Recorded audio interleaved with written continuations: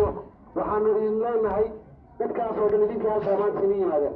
waxaanu rabnaa dadaalkiina inaad sii laabtaan habeenkii hataad seexan jirtay 8 saacadood inaad 6 saacadood keliya seexataan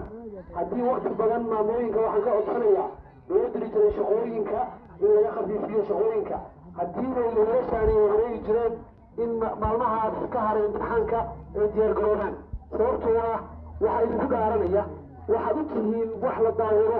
dhammaan bulshada halkan idin timi oo sidaa idin maamustay haynagu ceebeynina marka ilaa baan idinku daasheen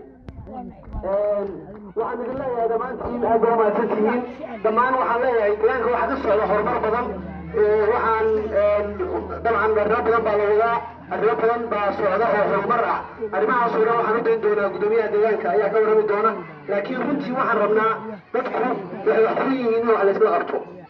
waxaan mar labaad iyo mar saddexaad baa u mahadcelinayaa maamooyinka deegaanka duqaasha deegaanka dhalinyarada deegaanka iyo dhammaan dadka jecel horumarka deegaankan inuu hormaro qof kasta oo ka qayb qaatay horumarinta deegaanka waxaan leeyahay ilaahay miisaanka xasanaadka kugu daro ajarna ha kaa siiyo dhammaan runtii arrimahan haddaan ka hadlayno oo dhan waxay ahaayeen wax soo jiitanayay ustaadka dugsiga sare xajisaad carmo ayaa halkan ka sheegay inay ahayd maalmo ka hor ama sanado ka hor markaynu ku dhawaaqaynay waxaynu furaynaa secondary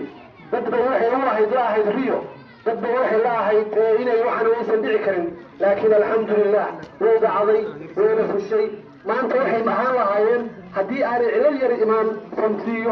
fomtriyo ayay ahaan lahaayeen qaybtoodu hadda inala joogtoba laakiin waxaan rajaynaynaa fomtriga iyo fomfoorkana inaan ugu diyaar garowno wax walba oo nagu kalifayso waxaan diyaar u nahay in deegaankanu yeesho